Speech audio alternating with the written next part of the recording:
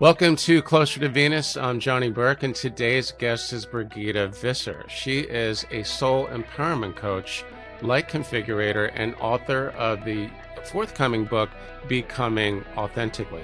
Today, we'll be talking about how she is a courier for those who wish to convey their messages across the veil.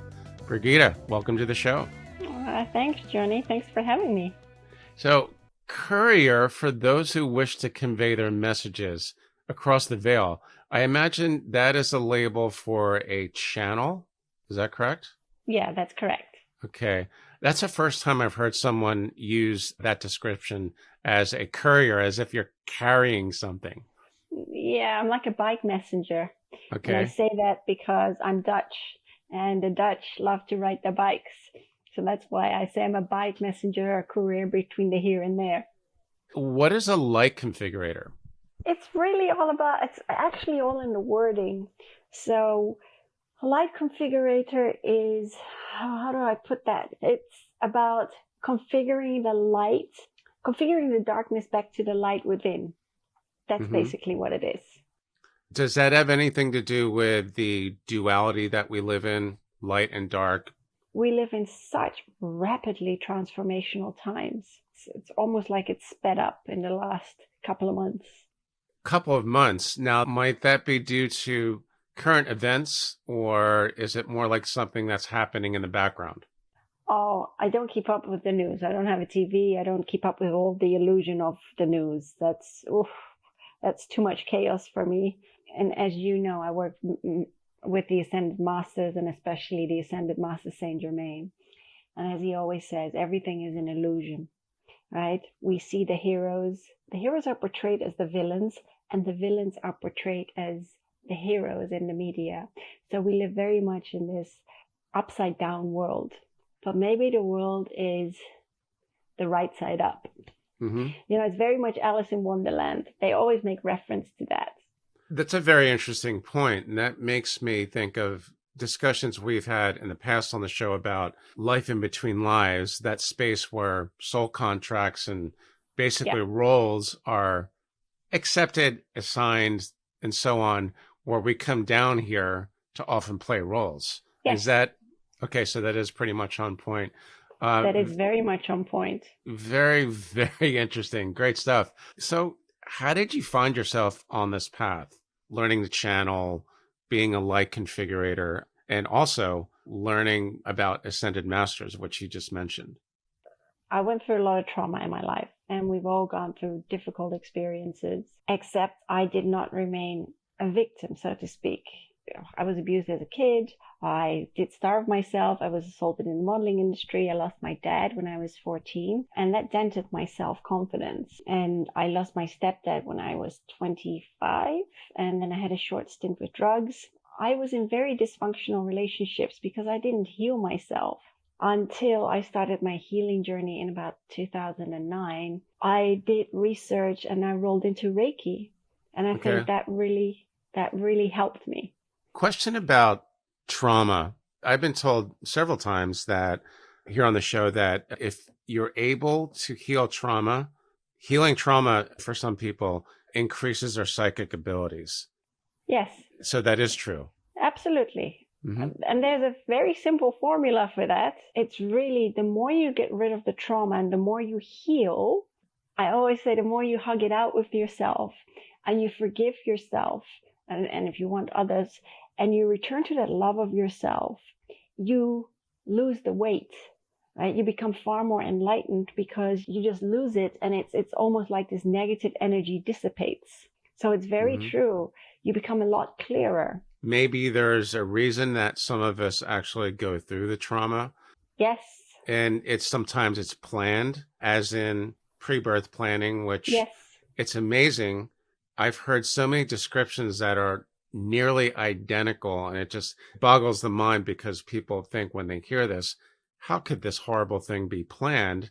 But Yep. apparently, I'm just going on what I've been told here, is that it's for the greater good of the soul group, you and or them, for everyone to learn. So since I just mentioned that, the soul group that is, you had mentioned Ascended Masters. I've heard about what that is. Can you tell us a little bit more about how you discovered them and how you learned to communicate with them? Wow, I've known about them, oh gosh, many, many, many years. And I used to read the angel cards, gosh, starting early 2000s. When I was 21 and I was living out in Germany, I did communicate with the Ascended Master Saint Germain. Mm-hmm. And he took me up to this mountain retreat. And I'm telling you, Johnny, it was full of amethyst crystal. I have no idea where it was, but it was everywhere. And it was so calming. You could just lie down or you could just sit there and absorb that energy. And that was the first time that I known of the Ascended Master Saint Germain. Then kind of life took over. And then when I learned to channel properly, this was in 2016, I attended a workshop on divine channeling. And Alania Starhawk, who was my mentor at the time, she did a meditation for the whole group. And I was just sitting somewhere outside the circle because I am like that. I like to sit on my own. And she counted to 3. I have no idea where I went. And when she counted back to 3, half an hour later, I was back in the room. Now, everyone had these amazing stories and visions. They saw the Ascended Masters, the Archangels, got messages, saw colors, everything. And I saw nada, nothing. I was really upset and nobody saw me cry because I was wiping the tears away really quickly. But Alania had, when she started, she did one exercise and she had a notepad and a pen and she sat down and she said to Spirit, I am ready to receive. And that's how she started channeling and just writing. So I took that on board and I went home and I did that exact same exercise. And I think because I was so exasperated, or also because of everything that had gone on in my life at that point in time, because I was trying to get away from a dysfunctional relationship. And I just started writing.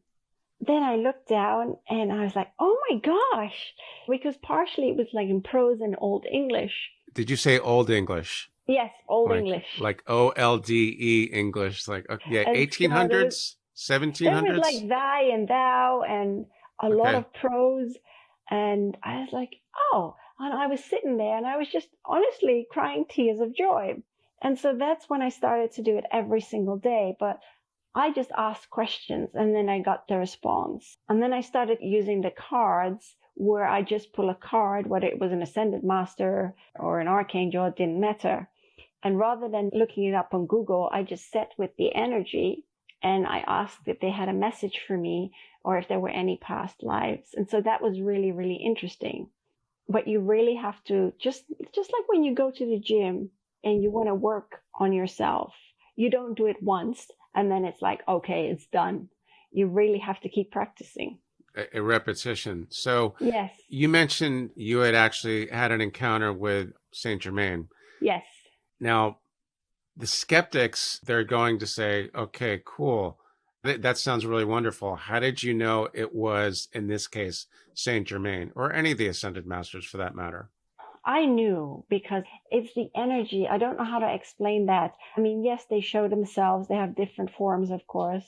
But I knew that when I saw him in those robes when I was 21 years old, I knew that it was the Ascended Master Saint Germain.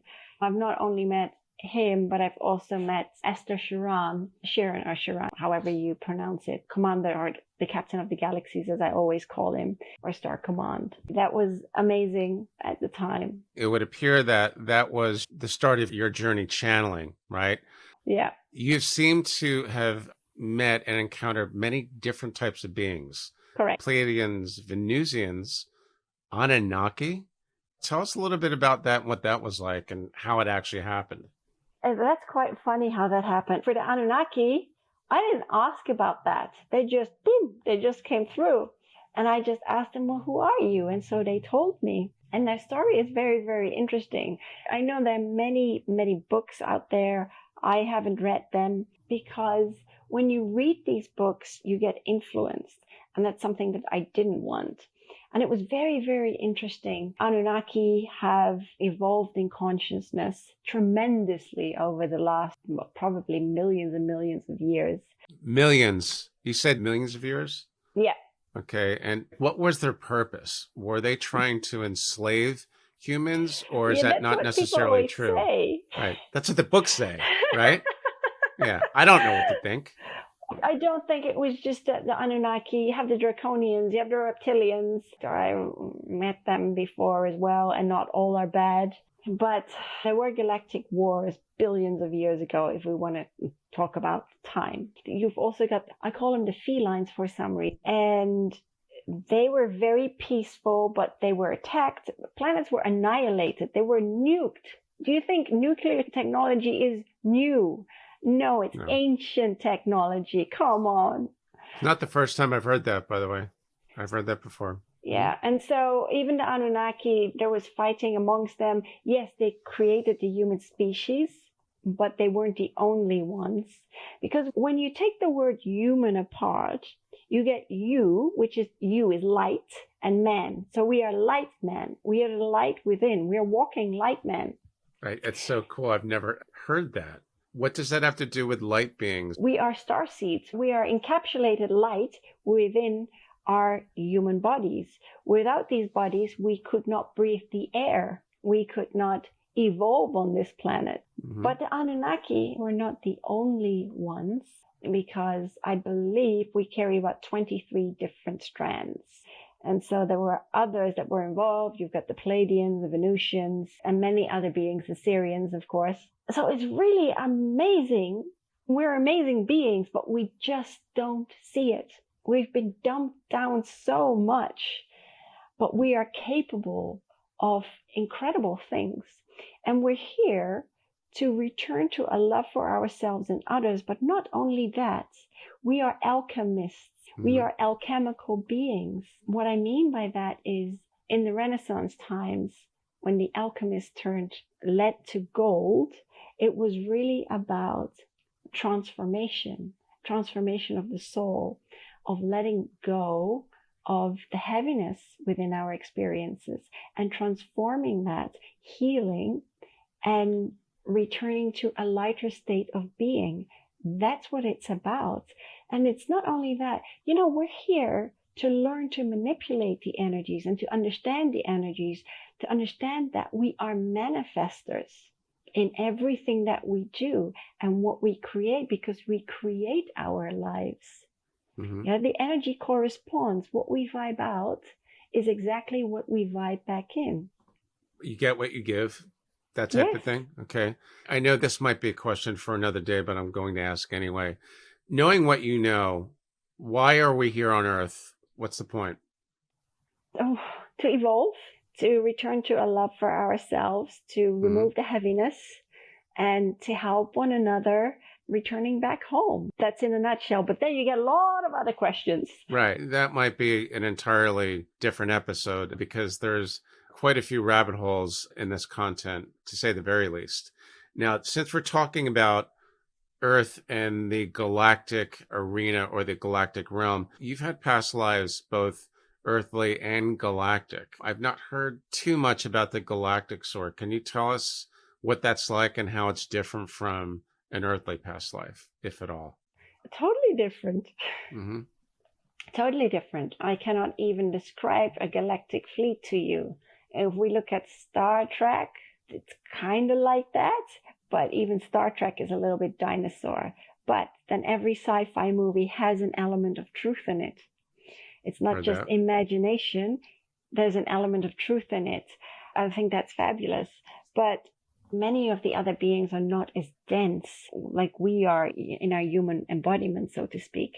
Mm-hmm. It's very hard to explain. I have been on one of these fleets and one of these ships. I can't even describe the technology on it. The very sleek design. I can't even describe it. Our brains might explode. Yeah, and it's not only that, Johnny. There's so many different beings.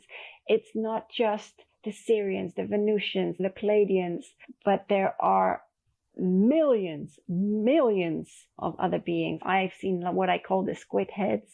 They're also amazing healers. When I do my channel, my light language, I work a lot with the aquatics, as I call them, which are from the Syrian star belt. And there are too many. Some of them, they look like they've got like fish heads, but it's not quite like that. I can't even describe them. Or I see others that are smaller and very furry. They're blue. It's fascinating.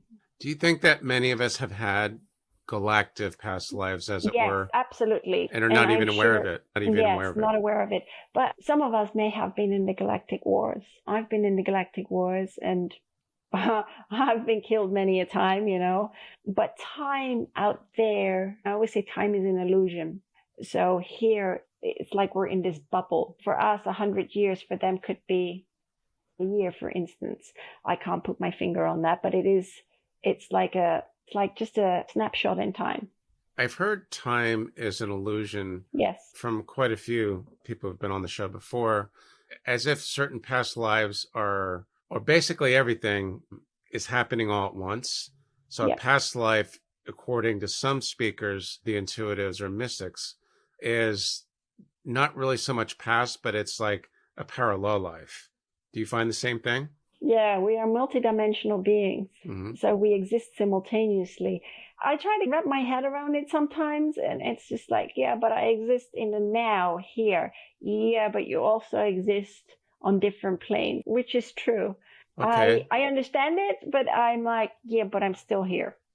You apparently had some experiences in your past lives that go back quite a ways. I'm always curious to know, what are some of the oldest memories you have in terms of past lives? Well, of course, the Galactics. Mm-hmm. Earthly past lives. The earthly, I've got to go back to the beginning of time. And that is, let me skip one of them. It's in my book, but I've lived in Atlantis. I've lived in Lemuria, but I remember Atlantis more. Mm-hmm. I've been an Aztec. I've lived my life as one of the royals in France. I've lived in the Middle Ages. I've just kept on going. But one of my aspects was Nimrod. And Nimrod was, as they said, the creator of the Tower of... It's not the Tower of Babel, is it? Yes, it is. It's so vastly misconstrued. And actually, he was a giant, very hairy, and he was a giant. Everything in history has been misinterpreted on purpose. And was he evil? No, he wasn't evil. Did he make mistakes? Of course he made mistakes. Mm-hmm. But he was a hybrid. And he was there to help humanity. And when we talk about the Tower of Babel, it's really about where the ego crept in and that separation crept in. And everything got lost in translation because people didn't live from the heart anymore. That is the difference. That's what it is about. There's nothing left of Babylon, just like there's nothing left of ancient Egypt. Nothing. Right. Okay. Going back to Atlantis for a moment. Yeah. Dying to know this. So, first of all, you have no doubt that Atlantis existed because Absolutely. Apparently you and probably many of us had past lives there. Yeah. What did the architecture look like? Are there any illustrations that are accessible that can show us? It's one of the things I've been curious about forever. How we currently build and structure our homes is very dinosaur compared to these amazing, what you call ancient, actually futuristic cities that were built, because everything was built according to the ley lines of the land, right? Everything was done in harmony with the earth. People don't care these days. They just boom, they just build wherever. Mm-hmm. And I think that's such a big difference. Atlantis was built on what I call a crystal grid, but they also used crystalline energy. People don't use that today because, oh, wait, governments can't make money of that. And in that way, we are very much enslaved because there's only 1% that rule the world. And even though not everyone is awake, which is okay because we all awaken in our own timing, humanity has been enslaved. Our soul was not designed to live this way. One of the reasons I bring that up is because I've heard a lot of converging theories about Atlantis and the fall of Atlantis and why it happened. And it seemed to be, I think you just touched on this, we stopped living from the heart, where greed and avarice kind of took over, which if you could actually put consciousness on a chart and give it a mathematical value, you would see it starting to go down at some point. Is that a reasonable explanation? Yeah, absolutely. Okay. And they were more advanced, not only the technology, but consciousness wise. There have been those people that would say we were living in a fifth dimension society where like things like telepathy was completely normal. It was. Wow. It was. And kids were schooled according to their abilities. So some would say would become like a farmer or a priest or a priestess or learn about herbs. It was all about their abilities and what they were good at. Here we just go to school and we get these subjects within the Atlanteans because due to the sons of Belial made hybrids, half animals, half humans, like the Minotaurs. And the Minotaurs, by the way, beautiful creatures. Yeah, they did exist. So, in other words, the ancient art of Egypt, which depicts half human animals and hybrids, that wasn't a fiction, that actually happened? Yeah, so many of the Atlanteans started to rebuild their lives in Tibet, I think in the South Americas and in ancient Egypt. Now, how do I explain what they look like? They were incredibly intelligent, incredibly light and tall. They were not half-breeds. That was just the masks that they wore. They call it like retractable masks. I don't even know what kind of metal that was. It's very, very light. Mm-hmm. But underneath it, when you see them, they were kind of translucent. Like a light being almost. Yeah, absolutely. Just amazing. Because when they went to Egypt to rebuild society, what they found there were nomads. And that was very, very different. And so they educated these people. But nothing is left of ancient Egypt. I mean, look at the pyramids. Do you really think, Johnny, that these were tombs? No, these were energy transponders. Mm-hmm. And they were gold capped. Like the ones in Mexico. Yes. I've been to the pyramids in Mexico, and I'm thinking, they're there for a reason. My guess is it has something to do with an energy grid. And what you just explained about how the Atlanteans migrated to certain areas like the South Americas and Tibet and other places I'm probably not even aware of, these pyramids show up all over the world. Yes, they do. Yeah. It's baffling to me that scientists are trying to figure out how the pyramids were built. Yes, it was gravitation, and it wasn't just the humans. It was other light beings, other star seeds that helped with that. Mm-hmm. Because life was very different back then. Many other species, if you want to call it that, they intermingled. But what do we know now? We've been dumbed down so much that we think, oh, aliens. Oh, well, wait a minute. Actually, we're the aliens because we've alienated ourselves from our brothers and sisters up there. Good point. I remember one of my early interviews with a medium named Siri Burnson. She was affiliated with the Forever Family Foundation, and they were actually in the Netflix special Surviving Death. She had an experience with what she called a star being, because I had used the word alien, like many people do. And she said they don't like being called that because alien means apart, and they are not apart from us. And I'm hearing that more and more. In some, people waking up, you mentioned this at the very top of the episode where there has been a transformation accelerating. Is that part of ascension? Is that part of coming out of the Piscean age and moving to something different? Or what is it exactly? Yes, it has to do with that. It has to do with the planets, actually. And that's why everything's accelerating now. I think we came out of the Aquarian age, and isn't it Saturn in Pisces right now? I believe the progression, as far as I've been told, is coming out of the Piscean age and moving into the Aquarian age. I don't know whether that's already started or if it's going to be in the near future, or I have no idea. No, it has already started because it started earlier this year. Yes, it did. So it's Saturn, the planet of commitment and of discipline. That's that planet, yeah. And it's entered Pisces, and it did that in February of this year, and I think it will last till 2026. The other problem that we're having is that Neptune is involved, and Neptune kind of murkies the waters a little bit. because Neptune is the planet of doubt, confusion, deception, and that fogginess in the head.